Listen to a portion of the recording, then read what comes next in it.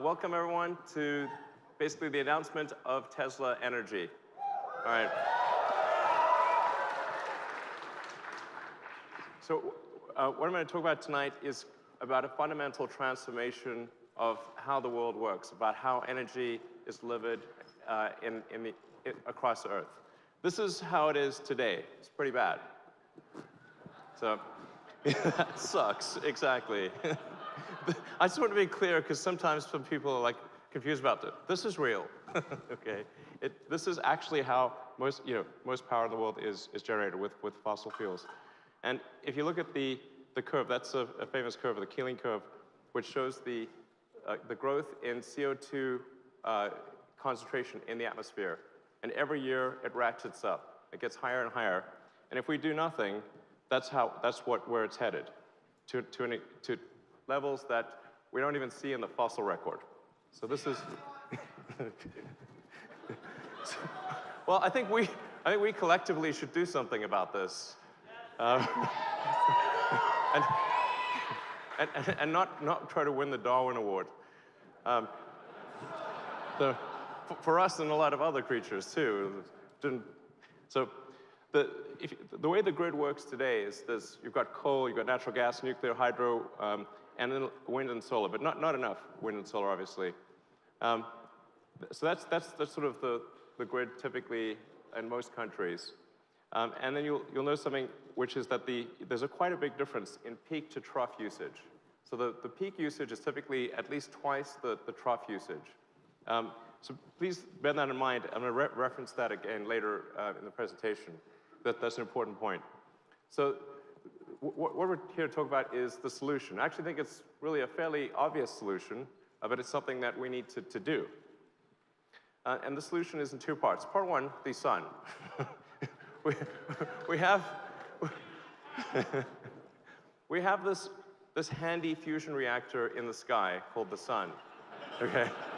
You don't have to do anything. It just works. Shows up every day and produces ridiculous amounts of power. Okay? Now, a lot of people aren't clear on how much surface area is needed to generate enough power to completely get the United States off of fossil fuels. Most people have no idea. They think that it must be some huge amount of area, like maybe you need these satellites in space and like space solar power. If anyone should be in favor of space solar power, it should be me. But this is completely unnecessary because actually very little land is needed to get rid of all fossil fuel electricity generation in the United States. That blue square there is the land area that's needed to transition the United States to a zero carbon electricity situation. It's really not much. And most of that area is going to be in rooftops.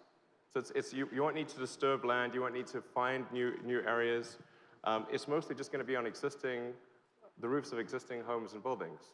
So I really think that image is an important one to bear in mind when people are thinking about solar power. Like, how much will it take? Is it going to take some enormous amount? No, it's just that blue square. Okay. Blue square. Now, the obvious problem with solar power is that the sun does not shine at night. So I think most people are aware of this.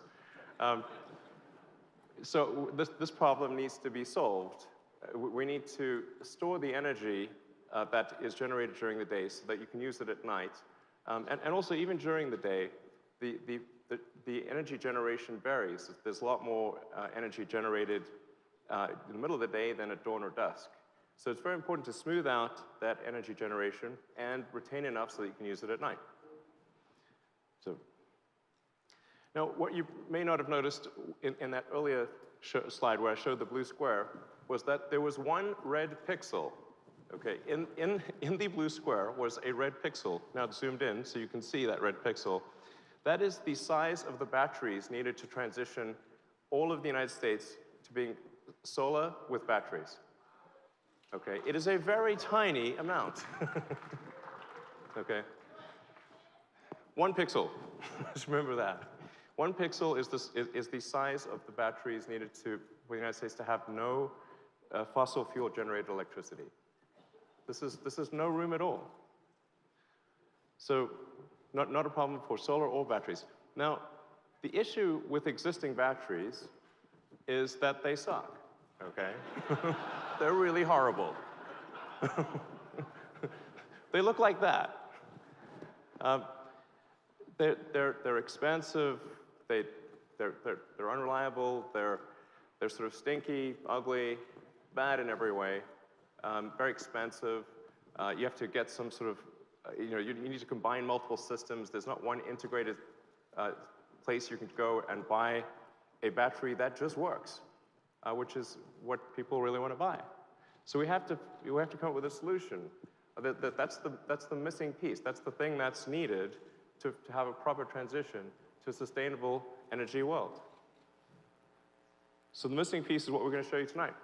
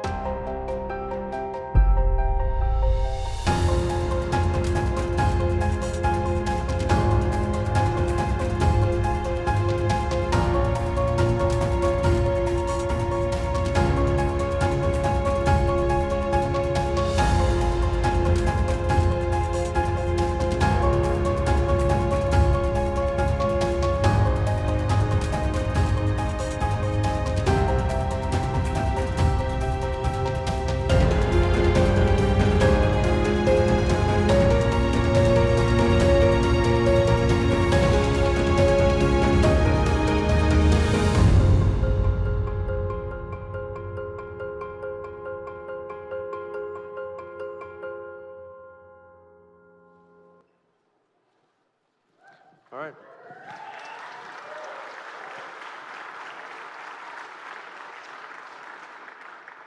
So this is a product we call the Tesla Powerwall. And if you look back against that wall, you'll see a whole bunch of them as well in different colors. So you can pick your favorite color, and it looks like a beautiful sculpture on the wall.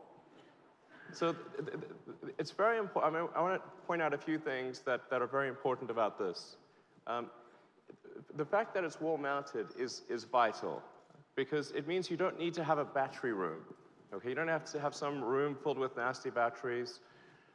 It means that a normal household can mount this on their garage or on the outside wall of their house, and it doesn't take up any room. I mean, it's flat against the wall. It has all of the integrated safety systems, the thermal controls, the DC to DC converter. It's designed to work very well with solar systems right out of the box. And it addresses all the needs. If you're thinking about sort of buying a battery, what does this provide you? Well, it gives you peace of mind. So if there's a cut in the utilities, you're always going to have power, particularly if you're in a place that's very cold. Now you don't have to worry about being out of power if there's an ice storm. You can actually go, if you want, completely off-grid. You can take your solar panels, charge the battery packs, and that's all you use.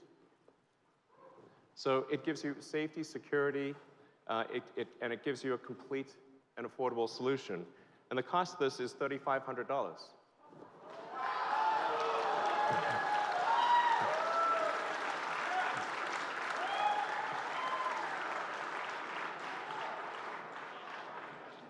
And it's designed so you can stack them on the wall. So if you look at the wall in the back, you'll see that there are some that are paired up. So you can have two. You can actually stack up to 9 of the Powerwalls. So you can have, I mean, even if you've got a pretty big thing going on, you can have 90 kilowatt hours. That's a lot. And very importantly, this is going to be a great solution for people in remote parts of the world where there's no electricity wires, or where the electricity is extremely intermittent or extremely expensive. So you can take the Tesla Powerwall, and it can scale globally. And in fact, I think what we'll see is something similar to what happened with the cell phones versus landlines, where the cell phones actually leapfrogged the landlines, and there wasn't a need to put landlines in a lot of countries or in remote locations. So people in a remote village or an island somewhere can take solar panels, combine it with the Tesla Powerwall, and never have to worry about having electricity lines. And I think this is going to be great. Having electricity lines are not the most pretty thing in the world. So being able to just have this solution that just works wherever you are, I think is going to be incredibly helpful to people that don't have electricity today. So.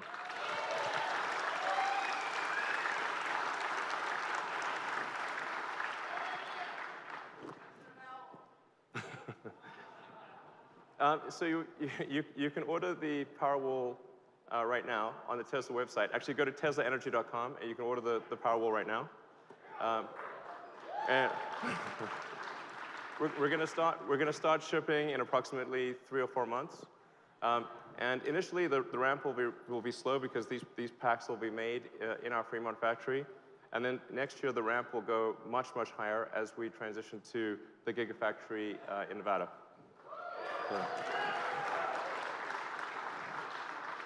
So this is a good solution for homes and perhaps for some small commercial applications. But what about something that scales to much larger levels?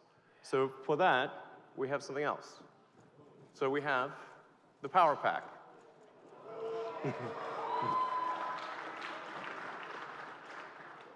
So the Tesla Power Pack is designed to scale infinitely. So you literally make this into a gigawatt-hour class solution. you could go gigawatt class or higher. And in fact, we already have one utility that wants to do a 250 megawatt-hour installation just using the Power Pack. Now, I think it would be a good idea, this would be a good time to transition the power that we're using in the building to being battery powered, of course. So let's go to the camera feed let's go check out the power meter.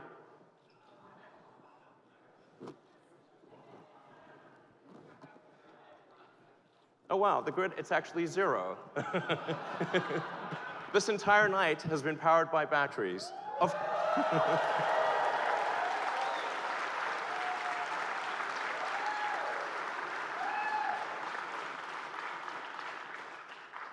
Not only that, the batteries were charged by the solar panels on the roof of this building. So this entire night, everything you're experiencing is stored sunlight.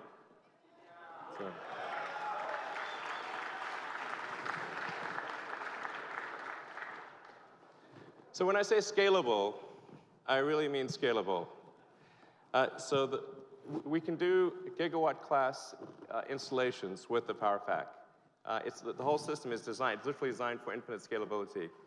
So we could power a small city like Boulder with a gigawatt-hour class pack, and we can keep going here.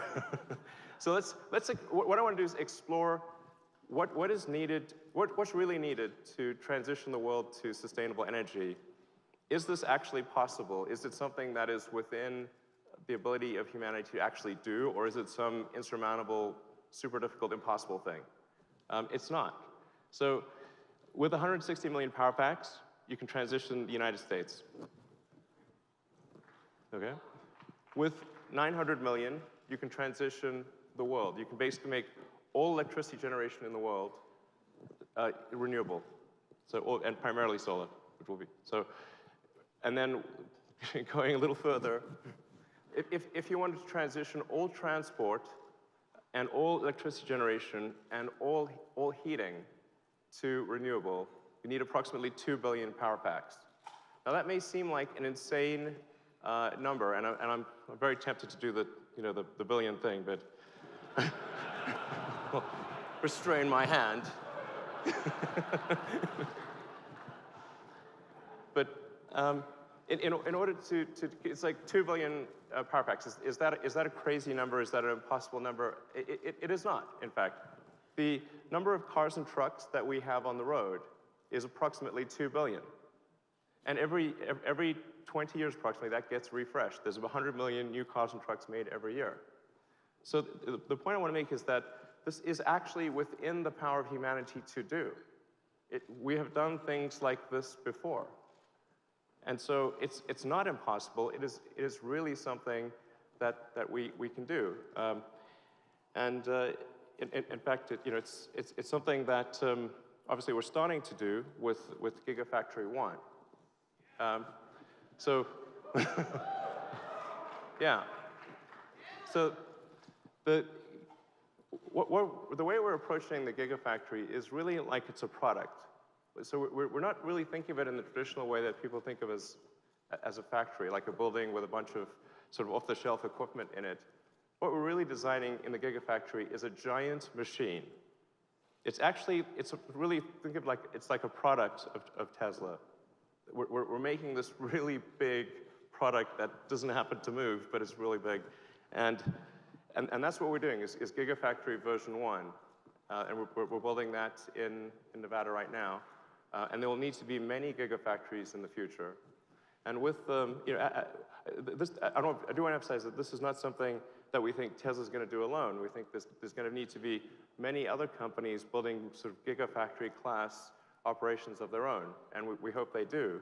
And the Tesla policy of open sourcing the patents will continue for the Gigafactory and for the Power Pack and for all these other things.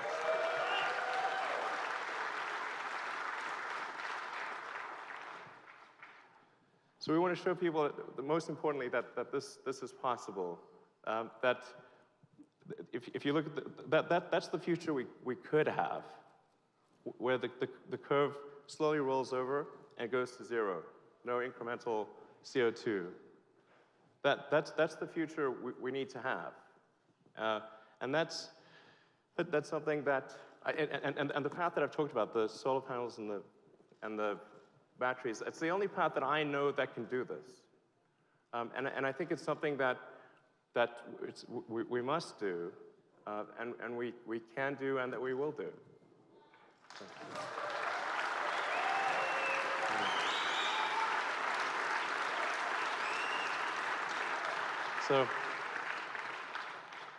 So thank you all for coming tonight, and I hope you had a great time. Thanks.